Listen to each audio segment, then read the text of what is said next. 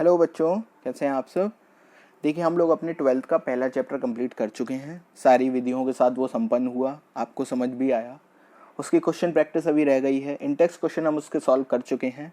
पीछे की एक्सरसाइज और प्रीवियस ईयर रह गए हैं, जो आपके लिए अभी भी होमवर्क ही है। आपको उसको सॉल्व करना है। कुछ दिनों बाद हम उसके सॉल्यूशन को डिस्कस करेंगे बड़े अच्छे तरीके से। तब तक के लिए मैंने एक टेलीग्राम ग्रुप बना दिया है, जिसका लिंक आपको डिस्क्रिप्शन में मिलेगा। आप लोगों को उस ग्रुप को ज्वाइन कर लेना है। देखिए, पहले ही बता ही दे देता हूँ कि उस ग्रुप में कोई भी फालतू चीज़ सेंड नहीं की जाएगी मेरे द्वारा। मतलब मैं आपको तमाम बुक्स सेंड कर रहा हूँ, तमाम नोट्स सेंड कर रहा हूँ, और कोई भी उल झलूल क्वेश्चन सेंड कर रहा हूँ, कोई टफ सा क्वेश्चन जिससे ये पता लगे कि देखो मुझे कितना आता है या वो फलाना ढीका ना। बहुत टू द पॉइंट बात करेंगे। जेई मेंस लेवल के कॉन्सेप्ट्स होंगे, जेई मेंस लेवल के क्वेश्चंस होंगे, प्रीवियस ईयर क्वेश्चन होंगे, और क्लास 12th और क्लास 11th के क्वेश्चंस होंगे बस। ठीक है, ज़रूरत पड़ी तो हम नीट के तो ऑब्वियसली होंगे, जेई एडवांस लेवल के भी क्वेश्चन सॉल्व करेंगे। वो डिपेंड करेगा कि आपका पार्टिसिपेशन कितना अच्छा है। तो उस ग्रुप को आप ज्वाइन कर लीजिएगा। बहुत जल्द उसमें क्वेश्चंस आना शुरू हो जाएंगे। मैं कोशिश करूंगा कि कल मैं सॉलिड स्टेट के प्रीवियस ईयर भी अपलोड कर दूं वहाँ पर, ताकि जिनके पास नहीं हो वो वहाँ से उनको सॉल्व कर सकें। चलिए, आज हम अपना देखेंगे सॉल्यूशन चैप्टर। बहुत छोटी सी वीडियो रहेगी और हम केवल इंट्रोडक्शन डिस्कस करेंगे। मुद्दे की बात हम कल से शुरू करेंगे। देखिए, हमें क्या क्या पढ़ना है इसमें। हमें इसमें टोटल 7 पॉइंट्स मेनली डिस्कस करने हैं। आज हम उसमें से अपना पहला पॉइंट डिस्कस करेंगे, टाइप्स ऑफ सॉल्यूशन, और सॉल्यूशन क्या होता है, सॉल्यूट सॉल्वेंट क्या होते हैं, और उनका भ्रम दूर करेंगे कि सॉल्यूट और सॉल्वेंट क्या होते हैं। तो चलो शुरू करते हैं। सबसे पहले समझते हैं मिक्सचर क्या चीज़ है।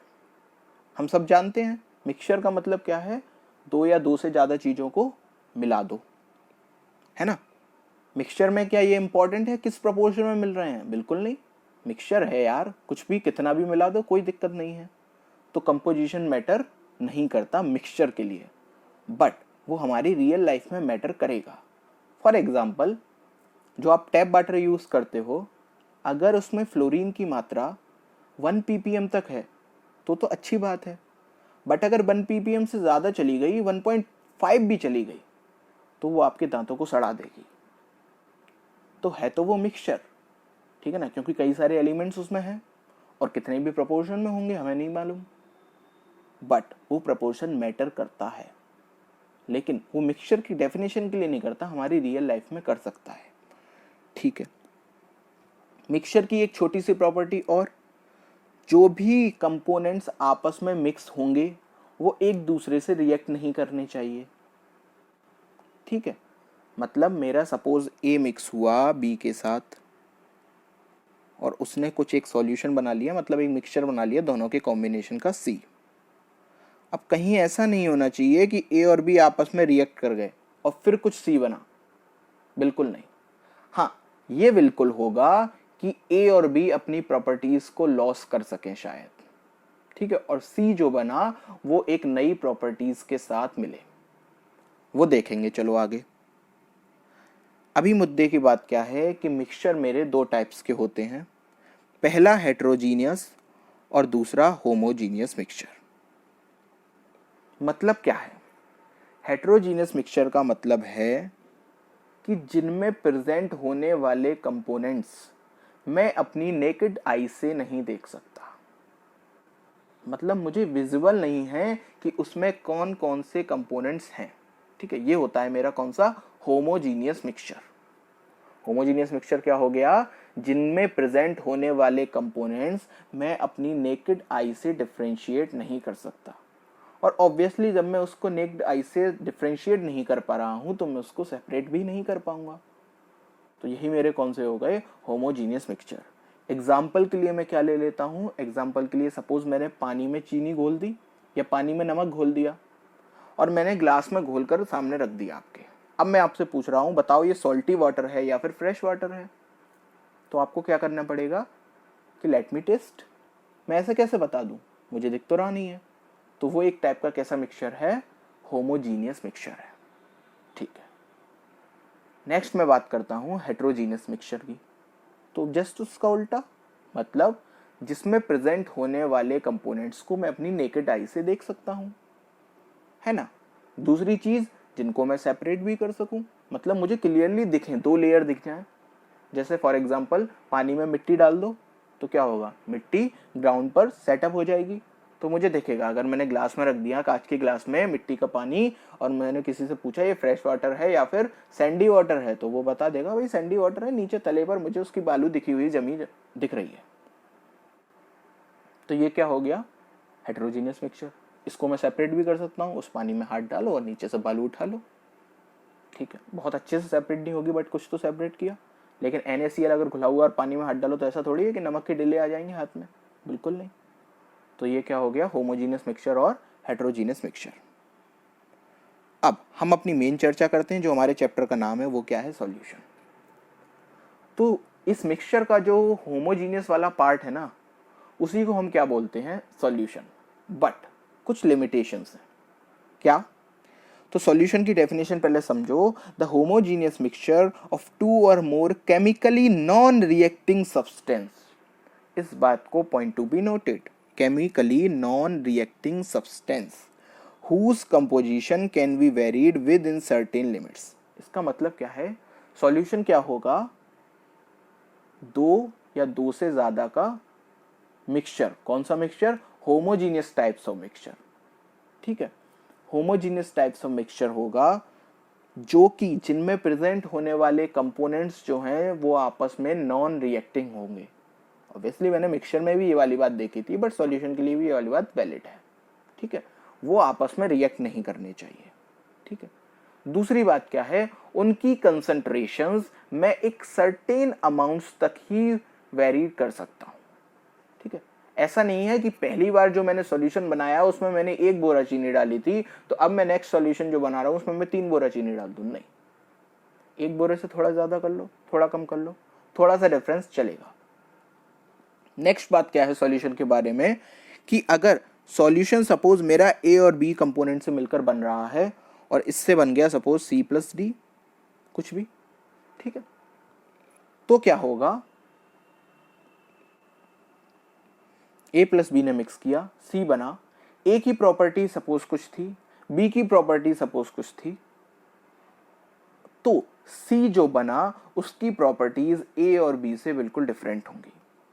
मतलब सॉल्यूशन में प्रेजेंट होने वाले कंपोनेंट्स या सॉल्यूशन को जिसने बनाया है वो कंपोनेंट्स, मतलब मेरे सॉल्यूट और सॉल्वेंट, अपनी आइडेंटिटी को लूज कर देते हैं ड्यूरिंग फॉर्मेशन ऑफ सॉल्यूशन। ये बात बहुत इंपॉर्टेंट है, ठीक है। कौन कौन सी बात हमने जान ली, कि सॉल्यूशन जो है वो मेरा क्या है, होमोजीनियस मिक्सचर है।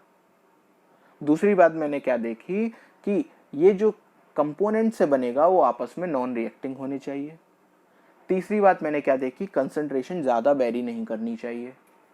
चौथी बात क्या देखी, ये अपनी आइडेंटिटी को लूज कर देते हैं सॉल्यूशन बनाने समय। पांचवी बात क्या है, सॉल्यूशन में प्रेजेंट होने वाले जो पार्टिकल्स हैं उनका साइज मैटर करता है। मतलब सॉल्यूशन जो पार्टिकल्स मिलकर मेरे बनाएंगे, उन पार्टिकल की जो डायमीटर है वो 0.1 से 0.2 नैनोमीटर तक होनी चाहिए। इस बात को पॉइंट बनाकर लिख लो, क्या, 0.1 नैनोमीटर से 0.2 नैनोमीटर तक। सर अगर इससे बड़ी हो गई तक तो क्या वो सॉल्यूशन नहीं रहेगा, हाँ बिल्कुल वो सॉल्यूशन नहीं रहेगा। तो क्या हो जाएगा, हो सकता है वो मेरी कॉलॉइड्स की फैमिली में चला जाए, हो सकता है वो मेरी सस्पेंशन की फैमिली में चला जाए, बट वो सॉल्यूशन नहीं रहेगा, ठीक है। तो पार्टिकल का साइज भी मैटर करता है। इस तरीके से सॉल्यूशन के बारे में हमने 5 बातें जानी। नेक्स्ट हम देखते हैं सॉल्यूट एंड सॉल्वेंट। एक्चुअली में हमें ये पता है कि सॉल्यूट को जब हम सॉल्वेंट में मिलाते हैं तो हमारा सॉल्यूशन बनकर तैयार होता है, ठीक है। और सॉल्यूट और सॉल्वेंट की हम एक तुच्छी सी डेफिनेशन भी जानते हैं, क्या, कि जो कम मात्रा में प्रेजेंट हो वो सॉल्यूट और जो ज्यादा मात्रा में प्रेजेंट हो वो सॉल्वेंट। और बहुत ही घटिया डेफिनेशन है, ये काम यही करेगी, बट ये बहुत ही वेग डेफिनेशन है। एक्चुअल डेफिनेशन क्या है वो समझो।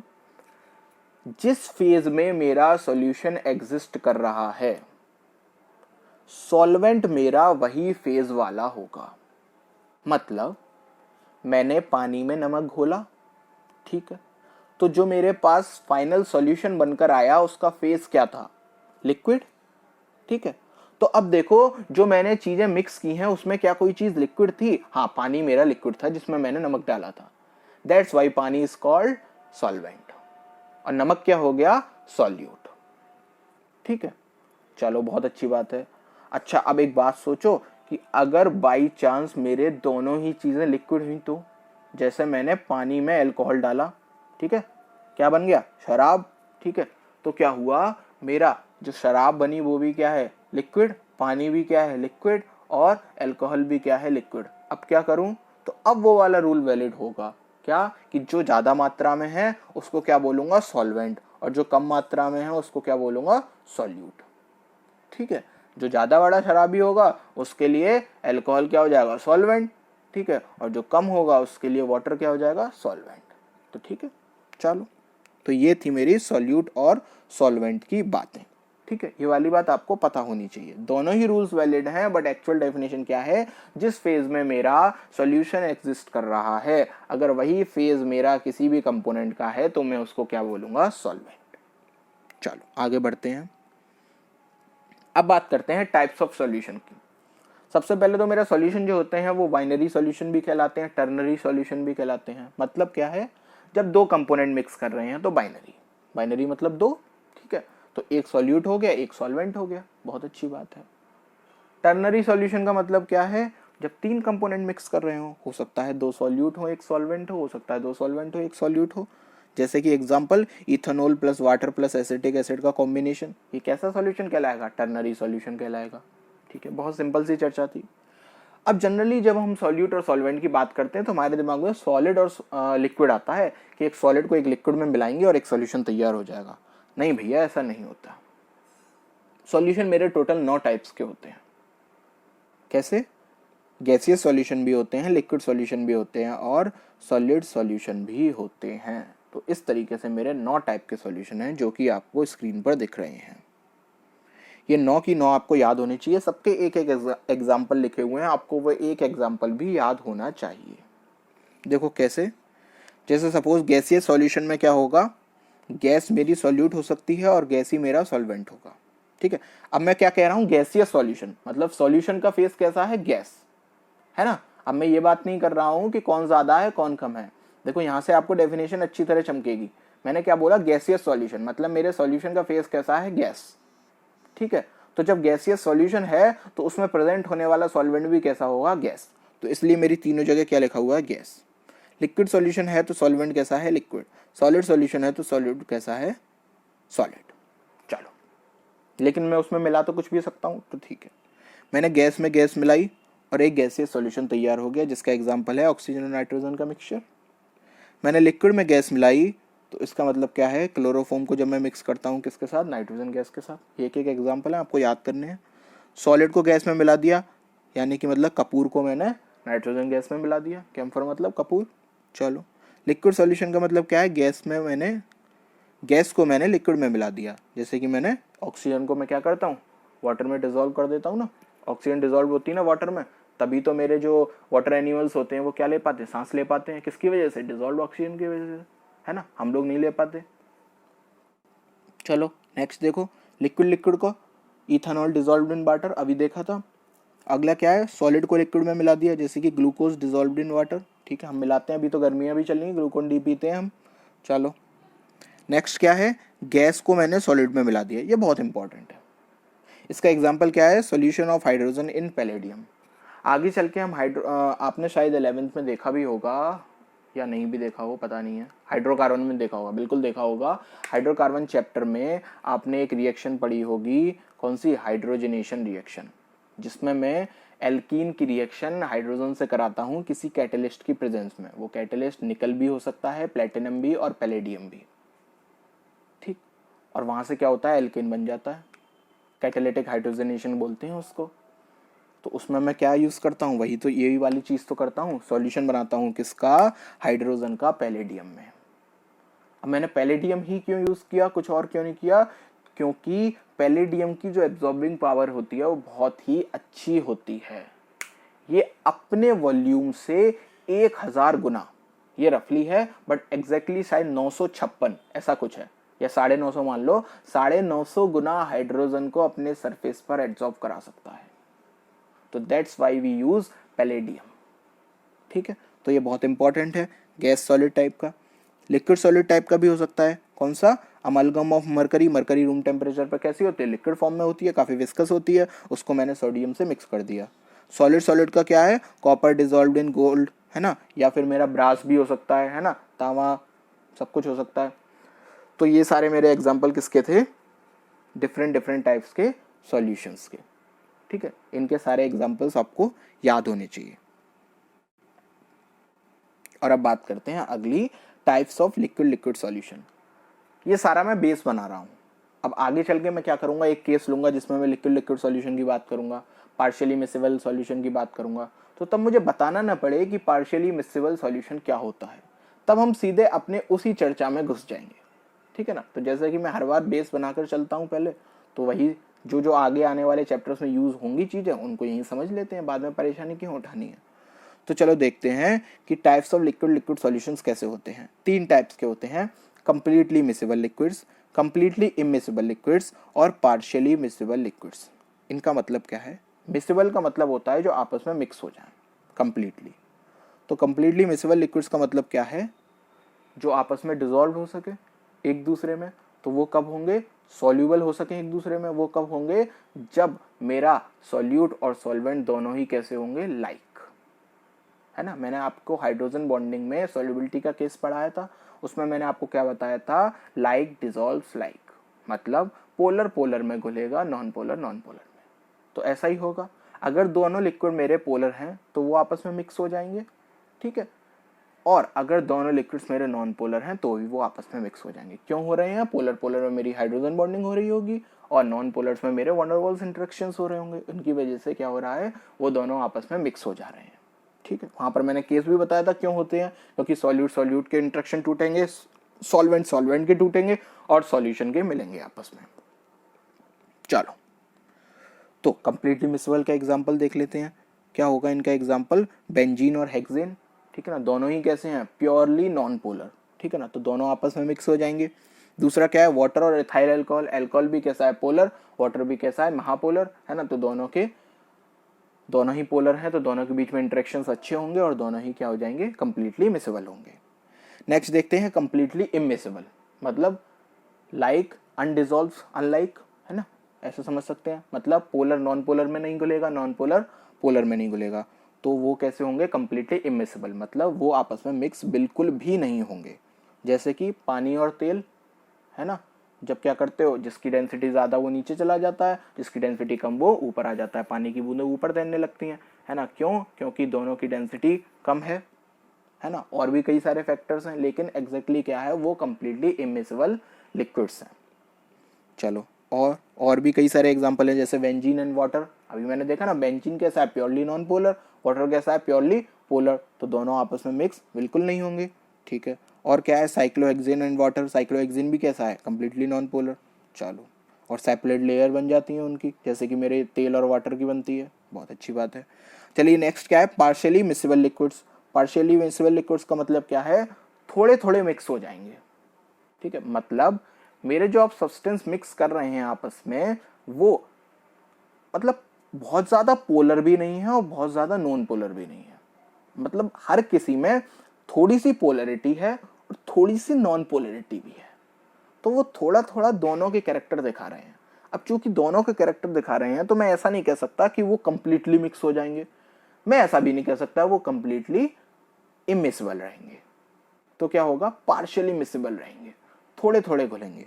जिनका एग्जाम्पल क्या है? नाइट्रोबेंजीन और हेक्सेन, या फिनॉल एंड वाटर। ठीक है ना, तो अब फिनॉल को जरा देखो। फिनॉल में क्या है? फिनॉल में OH ग्रुप लगा हुआ है, तो वो उसको क्या बना रहा है? पोलर। और नीचे क्या है? एक बेंजीन रिंग, वो क्या बना रही है? उसको नॉन पोलर। तो एग्जैक्टली वो पूरा पोलर भी नहीं है, पूरा नॉन पोलर भी नहीं है, बीच में टिका हुआ है। तो बीच में टिका हुआ तो थोड़े से इंटरेक्शन वो कर लेगा पानी से OH के थ्रू, है ना। हाइड्रोजन बॉन्डिंग थोड़ी बहुत तो बनाएगा ही, इतनी स्ट्रांग नहीं बनाएगा। ठीक है, बेंजीन्स के क्या कहते हैं, रिपल्शंस भी होंगे वहां पर, स्टेरिक हिंड्रेंस भी क्रिएट होगी, बट थोड़े बहुत तो बनाएगा। तो थोड़े बहुत बनाने के चक्कर में वो पार्शियली मिसिबल सॉल्यूशन मेरा तैयार हो जाएगा। थोड़ा दूधिया कलर का हो जाता है वो, है ना। तो इस तरीके से वो पार्शियली मिसिबल सॉल्यूशन मेरे तैयार होते हैं। तो आज के लिए बस इतना ही। आज हमने बेसिकली क्या देखा, हमने छोटी छोटी चर्चाएं की। आपको ये टेबल याद होनी चाहिए। यहाँ से आपको पता चला कि अकेले सॉलिड और सॉल्वेंट ही नहीं होते, कई सारे तरीके के सॉल्यूशन मेरे प्रेजेंट होते हैं। सॉलिड और सॉल्वेंट में क्लैरिटी रखना, ठीक है ना। जिस फेस का सॉल्यूशन होगा उसी फेस का मेरा सॉल्वेंट होना चाहिए जनरली। अगर ऐसा नहीं है तो मैं क्या बोलूँगा, जो ज़्यादा है वो क्या है, सॉल्वेंट। सॉल्यूशन की डेफिनेशन एज इट इज़ ऐसी ही याद होनी चाहिए। इसके जो मैंने 5 पॉइंट्स बताए वो भी याद होनी चाहिए, और मिक्सचर की आपको बातें पता ही हैं। तो आज के लिए बस इतना ही। नेक्स्ट वीडियो में मिलेंगे नए कॉन्सेप्ट के साथ। उससे पहले आप डिस्क्रिप्शन में जाकर टेलीग्राम ग्रुप को जरूर ज्वाइन करिएगा, और हमें इंस्टाग्राम पर भी फॉलो करिएगा केमोक्सी अड्डा के नाम से। तब तक के लिए गुड बाय बच्चों, ख्याल रखिए।